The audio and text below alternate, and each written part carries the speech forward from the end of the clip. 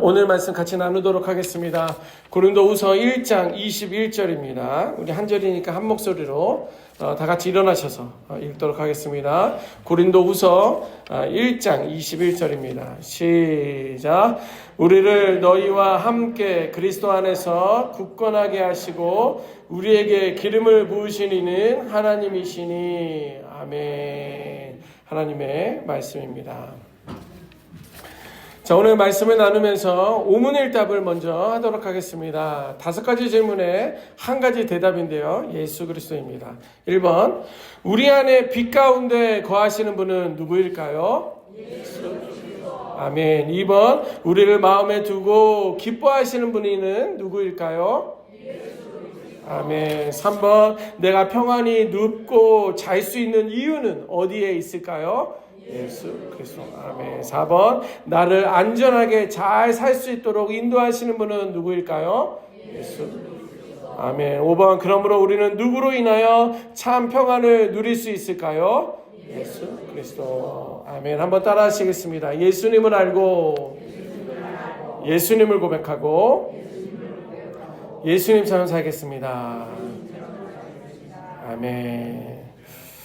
자, 오늘 읽었던 고린도 후서는요, 사도 바울이 고린도 교회에게 보낸 편지입니다. 그래서 만약에 제가 휴가를 갔다든지 아니면 선교여행을 갔다든지 제가 어디서 이제 편지를 쓰면서 이제 보내게 되면 이제 HD 은혜 성서 이런 식으로 될 수 있겠죠. 예.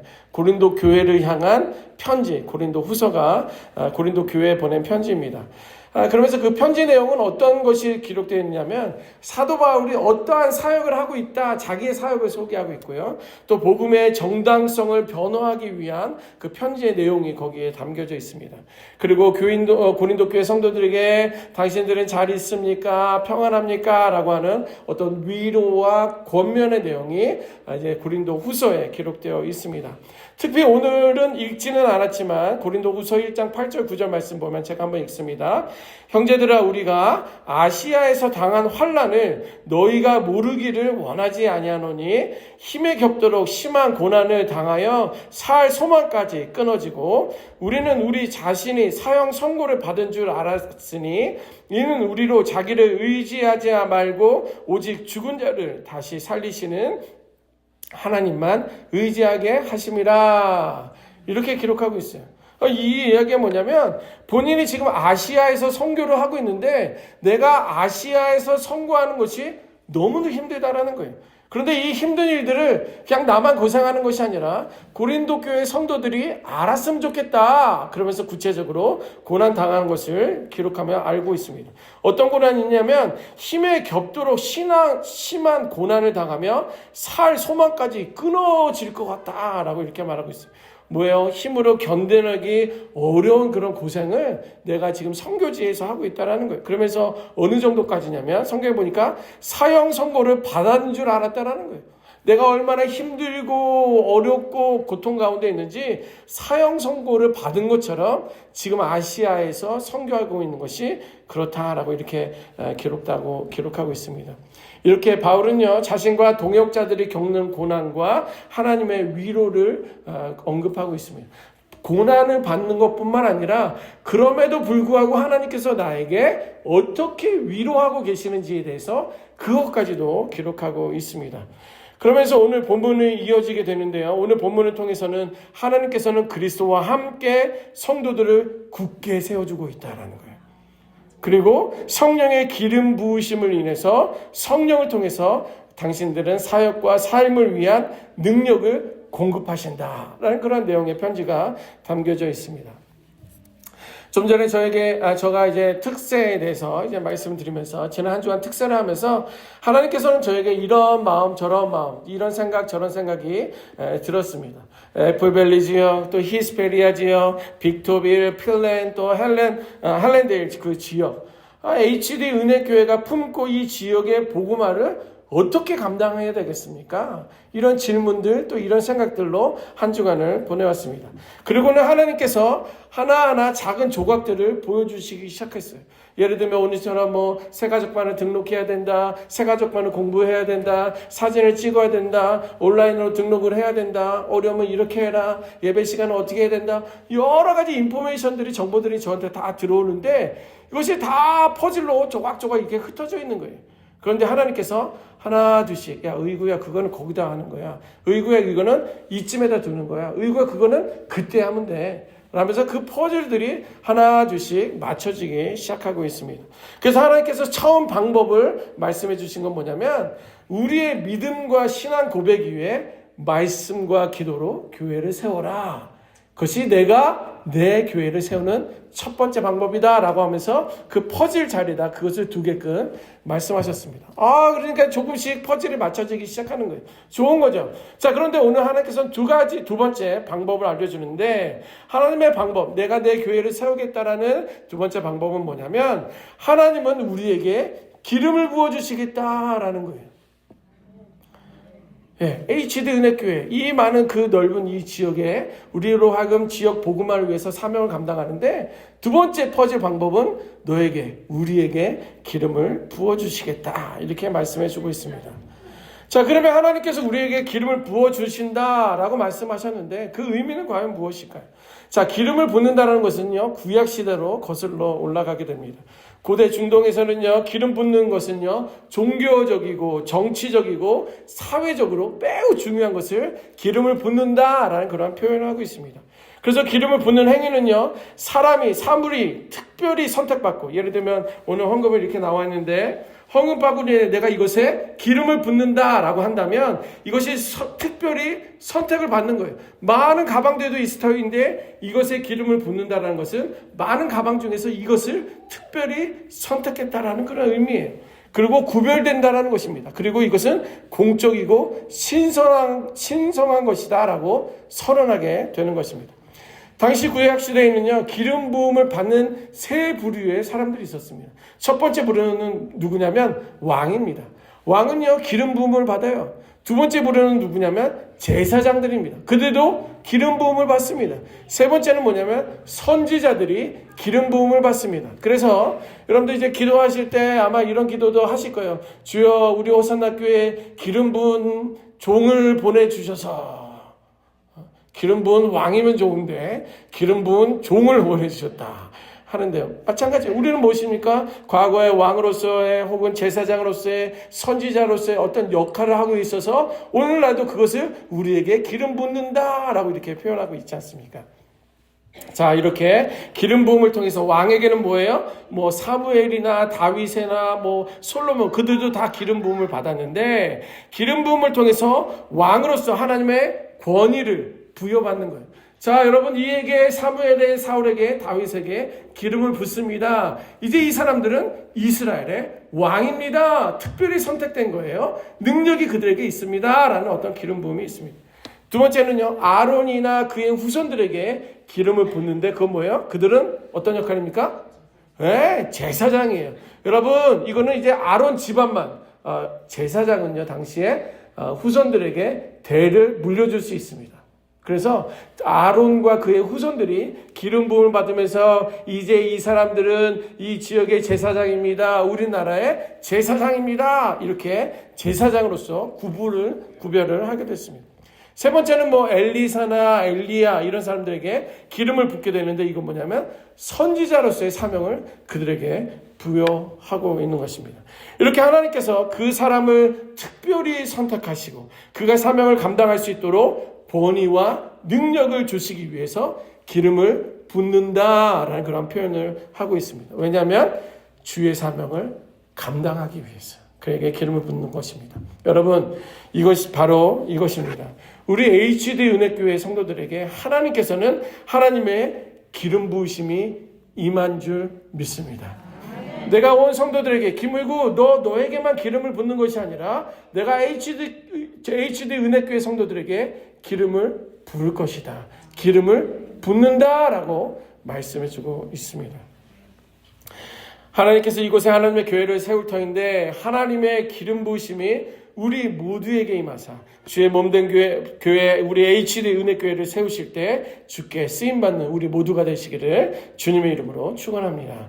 자, 그러면 기름 부음을 받는 우리들에게 주시는 그 메시지가 무엇일까요? 세 가지로 정리해봤습니다. 첫 번째는 뭐냐면 성령의 기름 부으심을 사모하십시다라는 거예요. 구약시대는요, 하나님을 통해 하나님께서 사람을 통해서 사람에게 기름을 부었습니다. 사람이 그들에게 실제적으로 기름을 붓는 거예요. 그런데 하나님께서 그 선지자를 통해서 그들에게 기름을 붓는데, 사람을 통해서 기름을 붓는데, 하지만 그런 의식은 이제는 더 이상 없습니다. 저희도 기름 부은 종이라고 하지만 어디 노예 가서 총회 가서 아니면 목사 안수 받을 때 우리가 여기다가 실제 기름을 붓지는 않습니다. 그런 의식이 지금은 중요한 게 아니다라는 거예요. 왜 그러느냐? 여러분들 예수님이 십자가에 못 박혀 당시를 한번 기억해 보십시다. 예수님이 십자가에 못 박히는 그 순간에 성전에 있던 휘장이 있습니다. 휘장은 커튼입니다. 큰 커튼이 하나로 된 커튼이 이렇게 가운데 이렇게 열려져 있는 그런 커튼이 아닙니다. 큰 커튼이 있는데 예수님이 십자가 못 박히신 그 순간에 성전 휘장이 위에서부터 아래까지 쫙 찢어지면서 두 갈래가 이렇게 갈라졌잖아요. 그래서 여러분들 성경에 기록되어 있잖아요. 그런데 그 휘장 안에는 누가 있었냐? 무엇이 있었냐?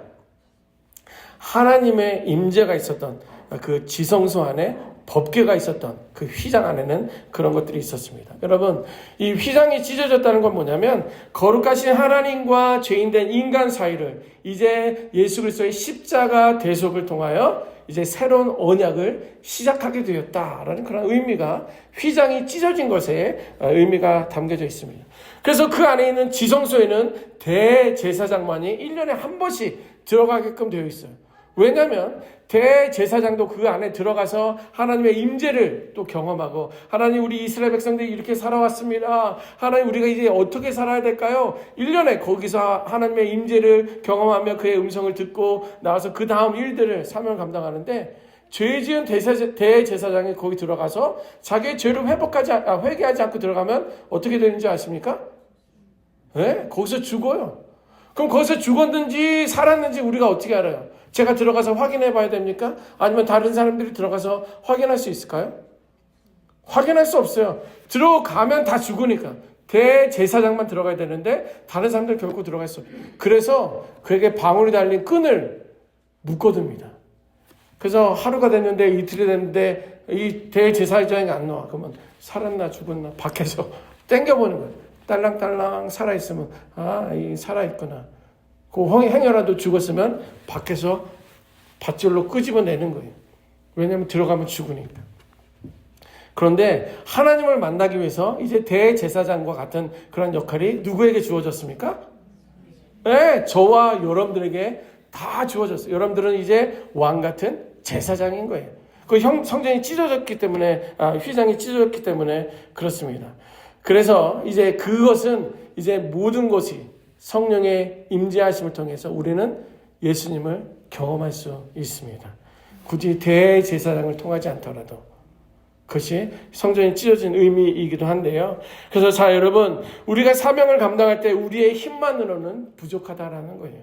그래서 성령의 능력과 인도하심을 우리는 구해야 합니다. 그래서 우리는 성령의 기름 부으소서라는 그런 찬양을 또 믿음의 고백을 하는 것처럼 실제적인 기름을 우리에게 붓지는 않지만 성령의 기름 부으심을 통해서, 그 성령을 통해서 능력과 또 인도하심을 받을 수 있는 우리 모두가 되어야 될 줄 믿습니다.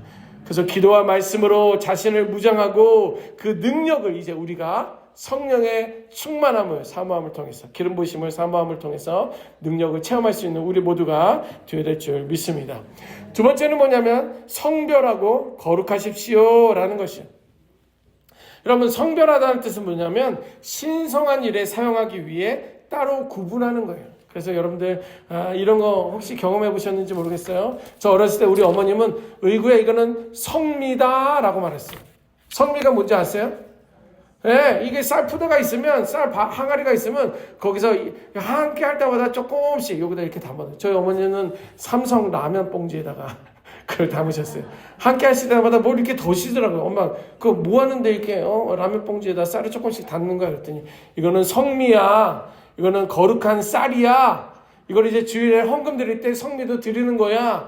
이렇게 이야기하는 거예요. 성미가 그런 거구나 했는데 거룩할 미, 쌀미자를 거기다 붙여서 거룩하게 구분하는 거예요. 그것을 성별하다, 거룩하다라고 이렇게 말하는 것입니다. 그래서 기름 붓는 행위는요, 단순히 임명이 아닙니다. 임명이 아니라 하나님의 거룩한 목적을 위해 구별된다라는 의미가 기름 부음의 의미가 있습니다.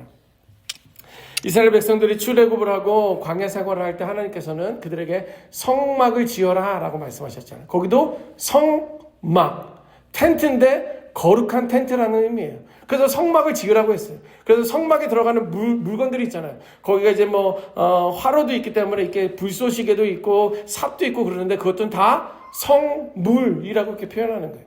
그래서 오늘날 제가 어렸을 때 또 기억이 나는데 이거는 뭐라고 말합니까? 이거는 이제 강대상이잖아요. 이 강대상도 거룩한 강대상이에요.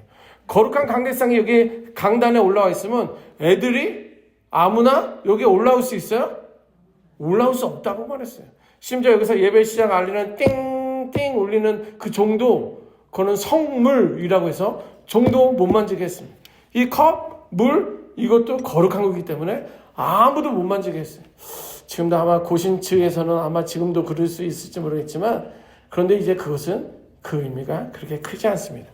그것이 소중하고 귀하게 여기는 것은 좋지만, 거기 가면 이거 하나님의 어떤 저주를 받을 거야, 이거 만지면 너는 길이 막힐 거야, 이런 어떤 율법적인 것은 다 내려놓아야 됩니다. 자, 그런데요, 이렇게 기름을 발라서 거룩함을 성물이라는 표현을 하게 됐는데, 여러분, 기름은 하나님의 임재와 거룩함을 상징합니다. 그래서 하나님께서 성령을 통해서 나에게 하나님의 임재가 이제 임하게 됐다면, 하나님께서 나를 특별한 도구로, 귀한 사명자로 나를 사용하기 위해서 불러주셨다라는 것을 우리는 기억해야 됩니다. 왜냐하면 하나님의 임재가 나에게 임했기 때문에, 오늘 이 시간 이후부터 하나님의 분명한 임재가 임하였기 때문에 우리는 거룩하고 성별하고 구별된 삶을 우리는 살아야 한다라는 거예요. 그렇다고 한다면 우리는 이제 여기 HD 은혜교회 여기 성전 안에서만 거룩한 것이 아니라 세상 사람들과 구분이 되어야 되는 거예요. 세상 사람들과 구분되는 많은 사람들이 있잖아요. 여기다 이렇게 스탠드 카라 이렇게 하면 누구예요? 신부들이 이렇게 하얀 이렇게 하고 다니기도 하잖아요. 또 판사들이 입는 특별한 옷들이 있잖아요. 또 파이어 디파먼이나 폴리스 디파먼에 거기 가면 사람들이 어떤 제복들을 입으면서 저 사람은 경찰이구나, 저 사람은 파이어 파이터구나, 이것을 우리는 알고 있는 것처럼 우리는 거룩함과 구별됨이 있어야 되는 거예요. 그렇다고 여기다가 HD 은혜교회 담임 김의구 목사 명찰을 하고 다니는 게 아니죠. 저 사람이 예수를 믿는 사람인지 저 사람이 예수를 믿지 않는 사람인지 구분할 수 있는 것은 우리들의 말이나 표정이나 삶을 통해서 구분할 수 있다는 거예요. 내가 그리스도인이라고 하지만, 내가 HD 은혜교회 성도라고 하지만 세상 사람들보다 더 못한 삶을 사는 경우들이 있습니다. 우리 교회는 없겠지만 다른 교회는 많더라고요. 여러분, 세상 사람들이 하는 대로 그대로 사는 건 바람직하지 않습니다. 다른 사람들은 한다 할지라도, 세상은 그런다 할지라도 말씀 가운데 그것이 잘못됐다고 한다면 No! 라고 말할 수 있어야 돼요. 그리고 다른 사람들은 다 된다 할지라도, 아니라 할지라도 그것이 진리 가운데 있는 거라고 한다면 Yes! 라고 말할 수 있어야 되는 거예요.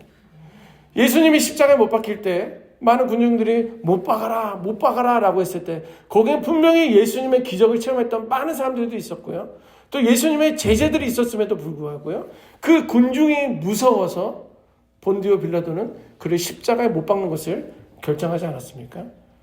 우리 그리스도인들은 그러면 안 돼요. 구분되어야 됩니다. 구별되어야 합니다. 거룩해야 됩니다. 성결해야 됩니다. 왜? 우리는 성령의 기름 부으심이 임했기 때문에 그렇다라는 거예요. 과거는 내가 그랬다 할지라도 이제 오늘 이 시간부터는 구분되기 위해서 우리는 싸워야 돼요. 싸워야 돼요. 내 안에서 싸워야 돼요. 우리 하나님부터 기름 부은 자들이고 그래서 거룩하고 성결하게 성별되어야 하는 존재됨을 반드시 기억하시기 바랍니다. 그래서 말 한마디 한마디 혹은 행동 하나하나가 성결하게 거룩하게 구별되어 우리들의 삶과 사역이 하나님의 영광을 드러내도록 거룩함을 추구해야 될 줄 믿습니다. 세 번째는요, 사명을 재확인하십시오라는 거예요. 사명을 재확인하십시오. 자, 여러분들, 기름 부음은 단순한 축복이 아닙니다. 기름을 부었다는 것은 내게 은혜가 임하면 축복인데 단순히 축복이 아니라 우리를 사명으로서의 부름입니다. 콜링한 거예요. 그래, 의구야, 내가 너에게 기름을 부었어. 너는 이제 이 빅토빌 지역에 있는 하이 데저트에 있는 너는 담임으로 너를 불렀어 라고 하면서 콜링을 하신 거예요. 기름 부으심이 임하면서 사명으로서의 부르심이다라는 거예요. 그래서 제사장에게 기름을 부으면서 선지자에게 기름을 부으면서 왕에게 기름을 부으면서 그들의 역할을 감당할 수 있도록 사명자로 부르셨다라는 거예요. 그래서 하나님의 사명을 감당할 사명자로 우리를 부르셨음을 기억해야 됩니다.